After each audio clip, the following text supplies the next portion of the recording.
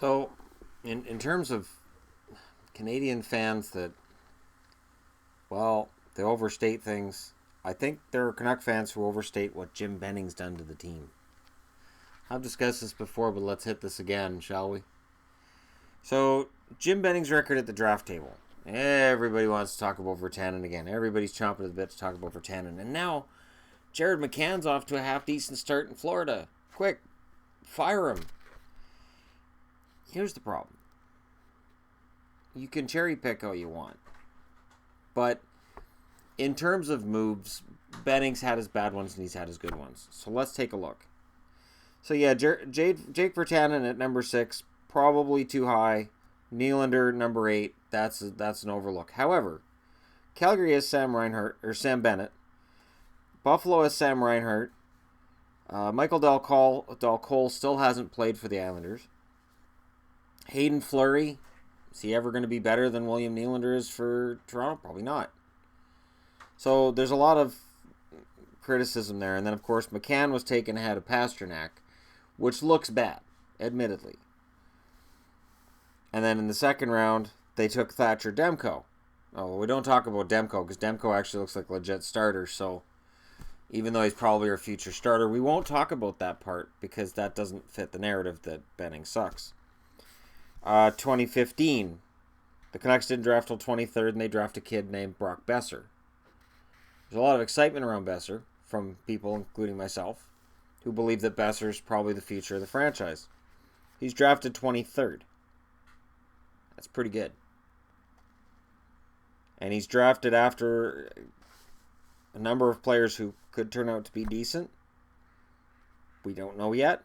But I'll say that Dallas's drafting of Gurianov, they might rethink that. Florida drafting Krause, they probably would rethink that.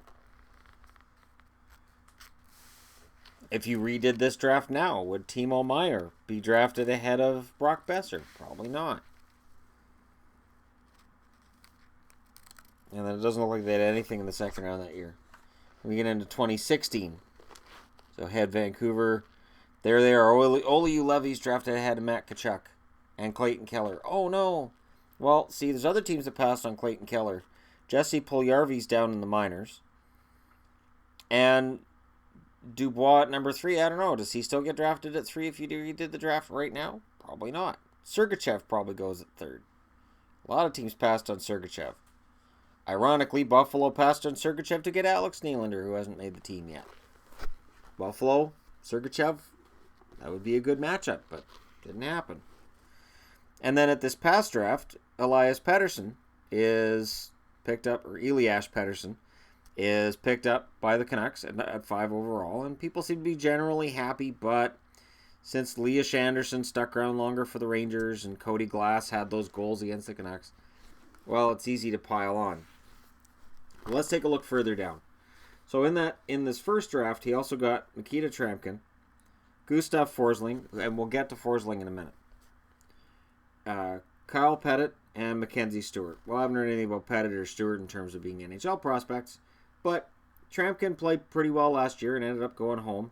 And you can't have known he was going to go home, so you can't hold that against Benning. In 2015, after Boeser, we draft Brisebois, who most Canuck fans seem to see as being an NHL defenseman in the future. Zhukanov, Neal, Adam Gaudette, when Canuck fans are excited about Gaudette as well. Lucas Jasek, and Tate Olson. 2015, Ole Ulevi, William Lockwood, Cole Candela, Jacob Stuckel, Roderick Abols, Brett McKenzie. This draft could end up being a poor one, but I still think Ulevi will play in the NHL as soon as next year. I think the idea of writing him off as anything right now, I think that's just crazy. That's just insane. And this past draft, Pettersson is projected to be in the Canucks roster in a few years. He's not going to be there next year either, in all likelihood. Cole Lind, 8 points his first 2 games back in juniors. Gadjevich is considered to be a really good prospect.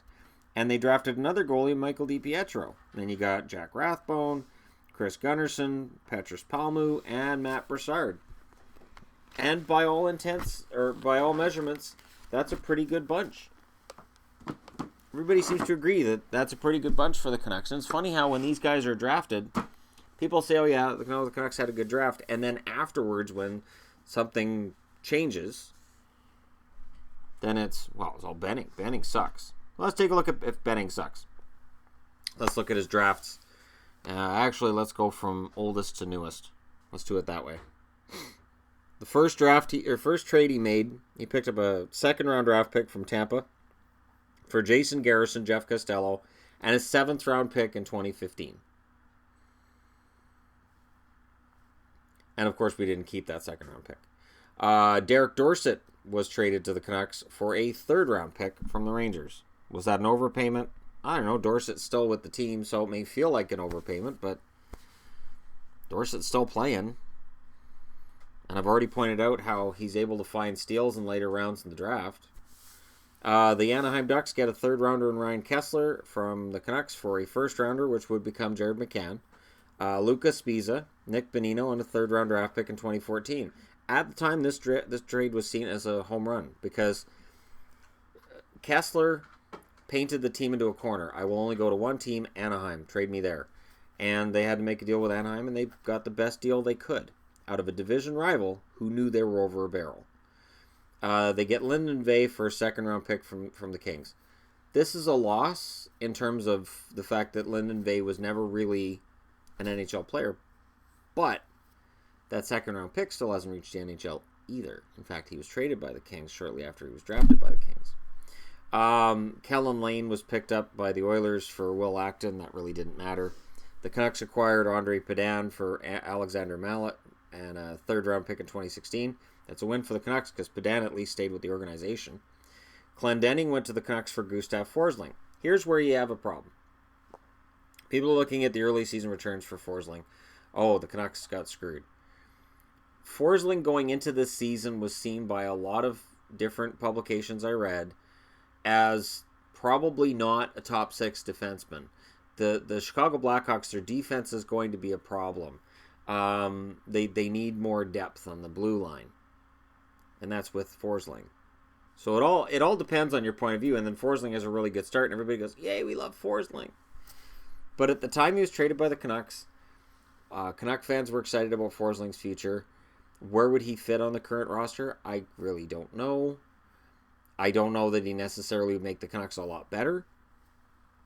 And I don't know that he's a top 4 defenseman on a really good team. We won't know that for a while. But that trade is polarizing. Sven Baertschi's traded to the Canucks, and the Flames get a 2nd-round draft pick in 2015. The Canucks won that trade. Baertschi, whether and I've said in the past that I'm not a huge fan of his. In 4 games this year, Baertschi has 1 assist. He had 35 points last year, 28 the year before. But he's an NHL player. He's playing top 6 minutes, and he's not embarrassing himself out there. So the Canucks won that trade. 100% they won that trade. They acquired Corey Conacher from the Islanders for Dustin Jeffrey. Doesn't matter. Eddie Lack was acquired by the Hurricanes for a 3rd-round pick in 2015 and a 7th-round pick. And the Canuck fans go nuts. Eddie Lack then flops in Carolina, and it's forgotten. Patrick McNally's picked up by the Sharks for a 7th-round pick in 2015. McNally's never going to play in the NHL, so getting anything back for him isn't bad. Kevin Bieksa for a 2nd-round draft pick from the Ducks. Considering that Bieksa's play had started to drop in Vancouver in terms of quality, in terms of his minutes, and, I love Bieksa, but they traded him at the right time, and getting 2nd-rounder back for him is a good return. Zach Kassian for Brandon Prust. We threw in a 5th-rounder. We, of course, know now why Zach Kassian was being traded out, and Brandon Prust was being brought in to bring in that toughness that fans always complain that we want. So fans will complain in Vancouver, we need a tougher team, and then you get a tougher player, and they go, well, no, we need skill. The big trade here. Nick Benigno, Adam Clendenning, and a 2nd-rounder in 2016 traded to Pittsburgh in return for Brandon Sutter and a 3rd-round pick in 2016. Did the Canucks lose this trade? Yeah, but, Benigno looked really good in Pittsburgh. Brandon Sutter would have looked good in Pittsburgh too. They still would have won back-to-back Stanley Cups with Sutter. I'm gonna say I think Benino's play was good, and he had really good chemistry on that line. But if they had Brandon Sutter instead of Nick Benigno, I don't think Pittsburgh doesn't win those Stanley Cups. I don't think that's the dividing line. Benigno definitely looked better in Pittsburgh than he would have in Vancouver. But as much as we want to talk about how this trade was a fail, and I think part of it is that Clendenning was the return that we got for Forsling, right? But in his first year, Benigno had 9 goals, 29 points. If he had put that up in Vancouver, even in just 63 games, he would have been seen as a huge failure. He then plays 24 playoff games that year and has 18 points. That's where it looks like it's lopsided. He wouldn't have had 24 playoff games in Vancouver that year. There's no way. The following season, he has 37 points. Again, this is still less points than he put up in a full season in Vancouver. So he had 39 points in Vancouver. He had 37 points his second year in Pittsburgh. It's the playoffs that made Benigno look really good and made the Canucks look really stupid. In terms of point totals, Brandon Sutter's been hurt by injuries. He had 9 points his first year in 20 games. He had 34 points last year in 81 games. Benigno had 37. So, did we lose? Maybe. Sure. Did we overpay Brandon Sutter on his current contract? Absolutely. Did Nashville overpay Benigno? Yep. So, what we did is we got a 3rd round pick for a 2nd round pick. It's a wash. Nick Jensen traded to the Rangers for Emerson Edom. We threw in a 6th round draft pick. It doesn't matter. It's not a big trade. Hunter Shinkaruk for Marcus Granlund. You can't talk about how stupid Benning is and throw this trade in because it doesn't work. Hunter Shinkaruk was considered a good prospect by Canucks fans. They were wrong. Marcus Granlund, 19 goals last year, still looks good this year. Granlund is a legit NHLer. I was wrong in my opinion that Shinkaruk was going to be a legit NHLer and that the Canucks would regret trading him. He is still just flailing about. He cleared waivers.